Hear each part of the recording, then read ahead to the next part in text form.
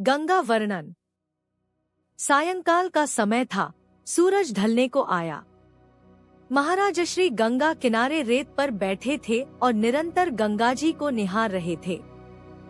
फिर अचानक वे बोल पड़े, गंगा जी की भांति ही अंतरगंगा भी अत्यंत गहरी और वेगवान है। पता नहीं कब कब के गहरे गड़े संस्कारों को उखाड़ने के लिए चित्त रूपी पाताल तक, शायद उससे भी गहरी, बड़े वेग से उतर जाती है। अत्यंत तीव्र गति से उन संस्कारों को उठाकर तल से जल तक ले आती है।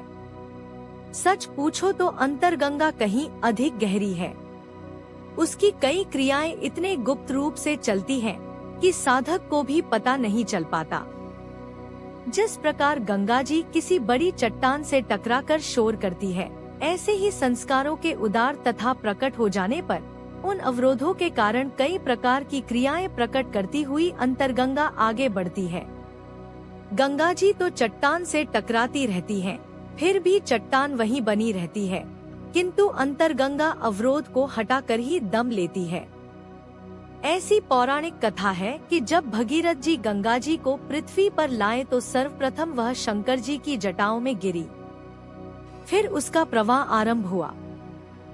दृश्यमान सारा संसार शंकर जी की जटाओं की भांति फैला हुआ है। जड़ चेतन सारी प्रकृति, सभी प्राणी शंकर जी की जटाओं के समान ही विस्तार पाए हुए हैं। सारा संसार, जिसमें मन, बुद्धि तथा सुषुम्ना के छहों चक्र भी सम्मिलित हैं, जटाओं का ही विस्तार है। पृथ्वी इन जटाओं का स्थूलतम स्वरूप है, जो मूलाधार का तत्व है। मूलाधार चक्र में ही गंगावतरण होता है, अर्थात शक्ति की जागृति। पहले गंगा जी शंकर जी की जटाओं में घूमती हैं।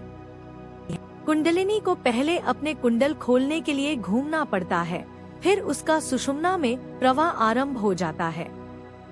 एक एक अवरोध को दूर करती हुई, विभिन्न भावनाओं तथा लीलाओं में तरंगित होती हुई, अपने प्रियतम आत्मरूपी समुद्र में विलीन होने के लिए अंतरगंगा आगे ही आगे बढ़ती जाती है। कभी उसकी धारा फटकर एक से अधिक भी हो जाती है, किंतु शीघ्र ही अलग हुई धारा लौटकर मूलधारा में आ मिलती है। कभी बाढ़ आ जाने पर तटबंध तोड़कर इधर उधर फैल भी जाती है, किंतु फिर अपनी सीमाओं में रहकर समुद्र मिलन की यात्रा पर चल पड़ती है। जैसे जैसे समुद्र समीप आता जाता है, उसका शोर तथा वेग शांत भाव धारण करता जाता है, क्रिया में सौम्यता आती जाती है।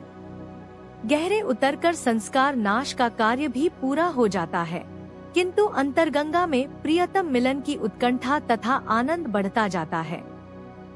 समुद्र में मिलकर व्यष्टि चेतना की अलग पहचान समाप्त हो जाती है।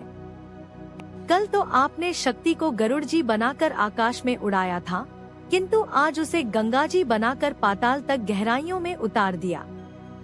दोनों में से कौन सा भाव ठीक है? थोड़ी दुविधा हो गई। एक ही विषय का विश्लेषण कई भावों, दृष्टिकोणों तथा ढंगों से भिन्न भिन्न प्रकार से किया जा सकता है। जितना चित्त में गहरे उतरते जाओगे, उतना चित्त के अंदर के आकाश में ऊपर उठते जाओगे। कबीर ने कहा भी है कि डुबकी तो समुद्र में लगाई किंतु आकाश में जा निकला। इसी प्रकार गरुड़ जी जितनी ऊंची उड़ान भरेंगे, उतना ही साधक गहराई में जाएगा, और जितना गंगा जी का प्रवाह अधिक गहराइयों को छुएगा, उतना ही साधक हृदय गगन में रमण करेगा। यह ऊपर नीचे सब मन की कल्पना ही है। इस कल्पनालोक से ऊपर उठने के बाद ही साधक दिशाओं से अतीत अवस्था प्राप्त करता है। अब अंधेरा होने को आ गया था, इसलिए सब लोग उठकर कुटिया में आ गए। मैं भोजन बनाने में लग गया था, किंतु कान महाराज श्री की ओर ही लगे थे। गंगा जी का विषय ही आगे बढ़ाते हुए महाराज श्री कह रहे थे, गंगा जी भारतीय आध्यात्मिक संस्कृति के आधार स्तंभ का रूप ग्रहण कर चुकी है। सन्यासी लोग मरणोपरांत गंगा जी में प्रवाहित होने की कामना करते हैं। गृहस्थों का अस्थि प्रवाह गंगा जी में किया जाता है। यह सब भी अंतरगंगा में विलीन होने की इच्छा का बाह्य प्रतीक ही है। गंगा जी के किनारे हजारों की संख्या में महात्माओं की कुटियाएं तथा आश्रम हैं। हमारी शक्तिपात दीक्षा भी गंगा किनारे ही हुई तथा संन्यास दीक्षा भी। हमारी यह भी इच्छा है कि हमारा अंतिम श्वास भी गंगा किनारे ही निकले तथा शरीर को भी गंगा में ही प्रवाहित किया जाए। हम नहीं चाहते कि हमारे शरीर की समाधि बनाई जाए, क्योंकि कालांतर में समाधि धन कमाई का साधन बना ली जाती है। हाँ, तो मैं गंगा जी की बात कर रहा था। भक्तों साधकों ने गंगा जी को लक्ष्य कर कैसे कैसे भाव मन में उदय किए। उन भावों से स्वयं भक्तों को भी तथा लोगों को भी लाभ हुआ। लोगों ने गंगा जी को एक नदी के रूप में नहीं, माता के रूप में देखा। फिर भक्तों को गंगा जी के रूप में वैसे अलौकिक अनुभव भी हुए। भगवान ने हमें देवास में सुंदर आश्रम दिया, फिर भी गंगा जी का आकर्षण बार बार यहाँ आने को विवश करता है।